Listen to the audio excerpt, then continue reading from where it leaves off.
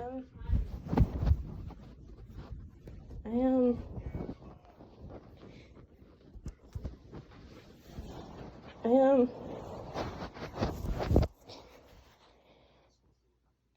I don't feel safe here. Okay. And after I called you about the incident yesterday, I called Sammy out of like sheer panic. And they told me to call Granny and Dad. And they just kept telling me that it wasn't really safe for me to continue to be here. And I'm not saying that like I want to move out, at least at this age, but I don't want to break you, but at like 18 or 19, I'm planning on moving with Dad because I can't really handle everything that happens here anymore. They kept telling me that what I'm going through shouldn't be happening, especially after all this, which is why I asked if there was a way we can move out earlier and quicker. And I just don't, a lot of decisions everybody's making is damaging more than it did in Vegas. And I just don't, I just don't feel safe with anyone around anymore, especially Joe. And I just want not to only say this, but to apologize as well for involving myself in something I shouldn't have, especially since I'm just a minor. And I don't know how to apologize to Joe about it. I just don't feel good about anything anymore. There's a high possibility I developed an eating disorder. I'm like starting to just think about self-harming again, and I've been 3 years clean, and nothing is just going good anymore. And one of those is because of you two. I don't want to blame you two, but nothing I've been doing is causing me to do all these things. It even came to the point where I'm like scared to go upstairs just to use the restroom. And I feel really alone here. Especially since now I don't think Nick likes me. So I know, wasn't Nick downstairs earlier asking you to come up? No, he never came to my room. That's not what I was told earlier. Ma, I was here all day. Nick never came to me. In no shape, way, or form did he come to me. And in that text message of earlier, before he, basically threatened to put me out of the house, I did send a text message to Joe saying that I muted him on your phone. And I didn't make any type of threat other than, I swear to God. And I apologize for not being more communicative, but I wasn't going to harm him or Nick in any way other than just telling him to not contact you. Because, you guys, you just wanted to go do whatever you were going to do. And I didn't want to interfere. But that resolved into me having so many anxiety attacks. There was a point where I even passed out. And I don't remember when that was.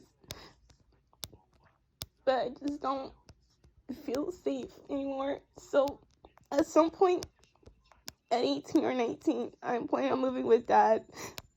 They want me to move sooner, but I don't want to go through court. Okay, but Denise, when do you think that's going to be? I don't know. That's why I'm still planning and trying to talk to Dad. Right, because I don't have the money to send you there. I know. That's why me and Dad are trying to talk first before we come to you. And we're especially trying to wait till we move out so he doesn't have to deal with Joe. Okay, but that's what I'm saying. Like, Denise, I'm trying to get us out, so I don't know what else you want me to do. I'm talking about out, Mom. Like, I hate to say it, but I don't want to live with you anymore. And I don't mean it in, like, a rude way, but, like, they kept telling me how I shouldn't have to deal with this, shouldn't have to deal with that, and, like, everything that's I've been going through shouldn't have to happen to me. Even Dad regrets putting me in this world. And not in a way, like, I should be put out, but, like, in a way, like, I shouldn't have to be with you. And now he's planning on moving me with him, and I don't think that's a bad idea. And I don't want to leave you, because I mostly don't want to leave Shauna, but, after a lot of thinking, Ma, I can't live here with you anymore. And it breaks my heart, because I've been mostly with you, but I just can't. And I'm just curious, Denise, do you think your dad's gonna have the means and time to take you to therapy and do the things that you need? Ma, that's why we're talking. That's why we're trying. Even Granny's thinking about involving herself into it.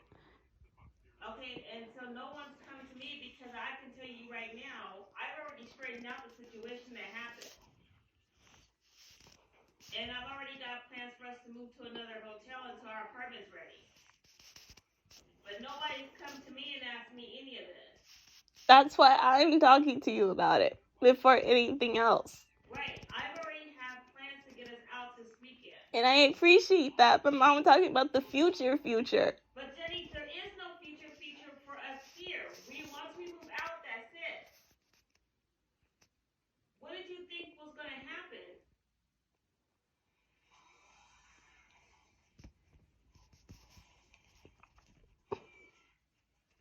We be at least stable, because that's all I really want. Okay, and that's fine. That's what I'm trying to get us to. I've already realized and I already told him that we cannot do this anymore. After that night, I was completely done. I said, I've already signed the lease to get out of here. So once we get out of here, that's it. But everybody is jumping to conclusions, and everybody is not listening to nobody. And with you talking to your dad and grandma, you're not even getting the full story. You didn't even come to me and ask me what the situation will be after that night. You said you didn't want to live here anymore. I agreed and started looking for us another place to go. No one is going to harm you here. No one's going to do anything to you here.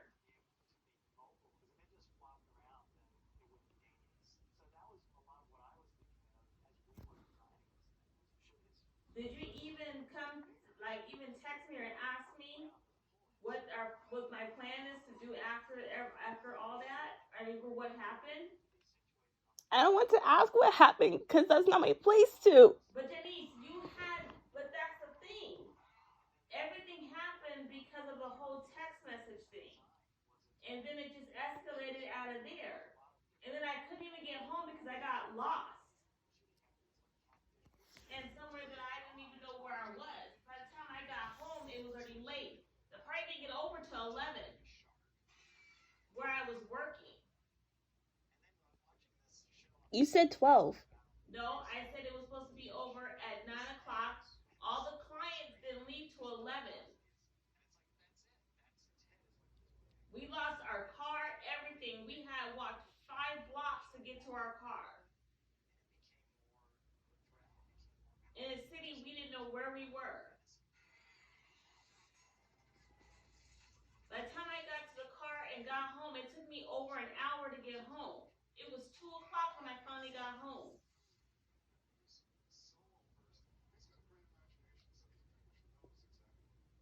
So everything is starting to get misconstrued and nobody's asking any questions. Then by the time I sat down with Joe and talked about him and told him what happened and how that whole text message issue got out of control, then he's like, well, she was yelling at me and this and that. And I'm like, I don't care what happened. All I'm saying is that it's over with.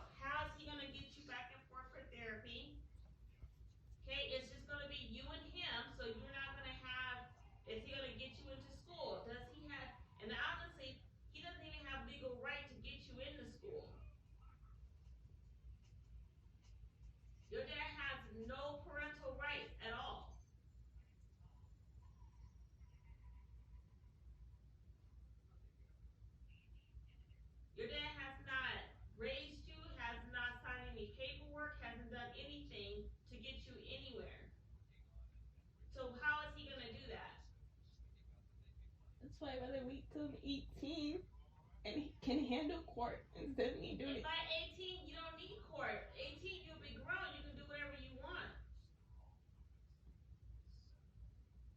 That's why I'm planning on waiting till 18, so that way I don't have to go to court, so we don't have to do all of that paperwork. And that's fine, Denise.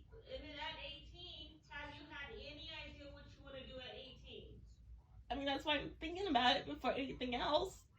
Okay, and that's fine, and you can think about that. But at 18, you don't need your dad's permission to do anything. You don't even need my permission to do anything at 18. But you need to have some way of supporting yourself. Make sure you get a job. Make sure you have a place to live. I know all that, Mom. If you want to be on your own.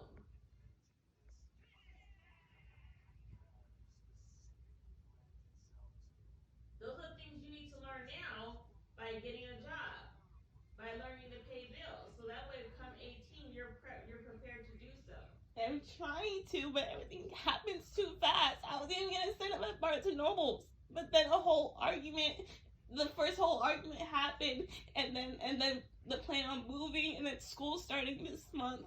I didn't know what to do. I felt too overwhelmed, so I didn't even sign up. Exactly, Janice. Everything is overwhelming. Exactly. When you have to do things for yourself, it gets overwhelming. Any and everything can get out of control. But you have to learn how to deal with being overwhelmed. I'm overwhelmed all the time. But I still have to go to work. I still have to pay the bills. I still have to get us out of here. I still have to find us a place to live until we can get our apartment. I have to try to figure things out. If you're trying to work and pay your own bills and get your own way, then that means you have to find a job. And that means if it get overwhelming, you have to learn how to cope with that, put things in order, and get back on the ball. Your dad doesn't know me anymore. Your dad knows what of me. He knows the old me. He doesn't know me now. No, I keep him updated.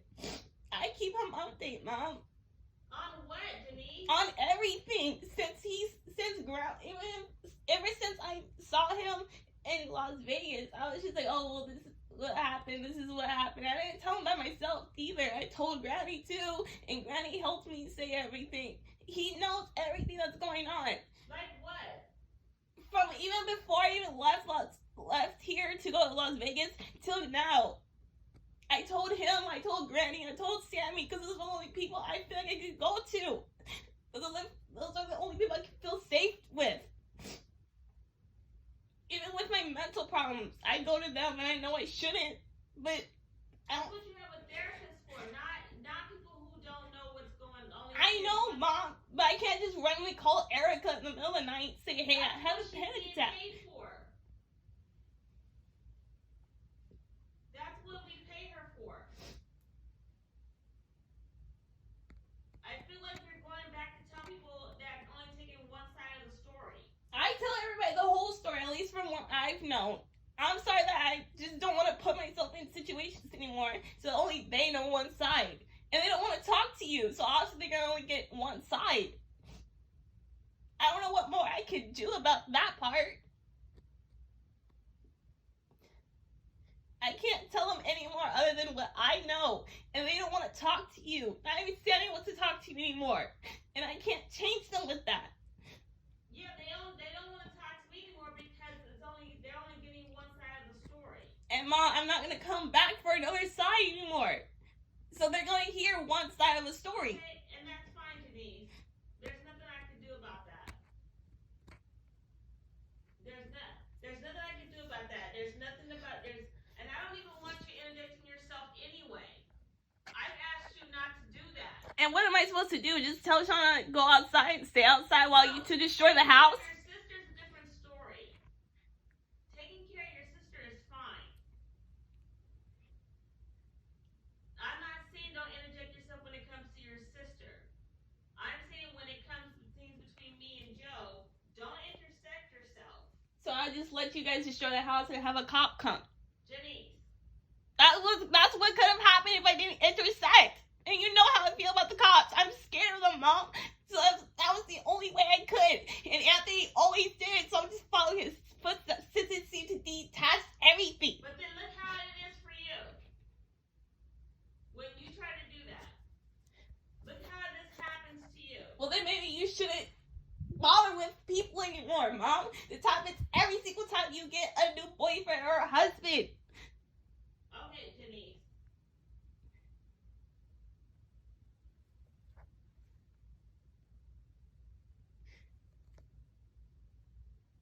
So what is it that you want to do?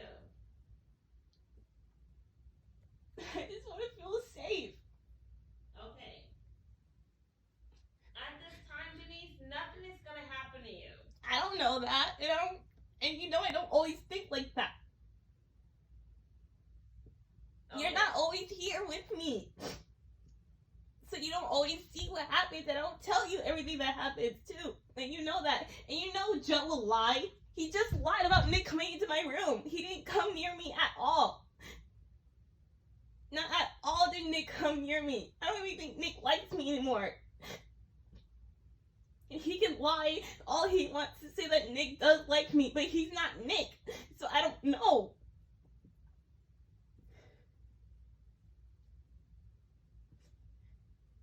So you won't have a whole truth. Because not even I will tell the whole truth to you.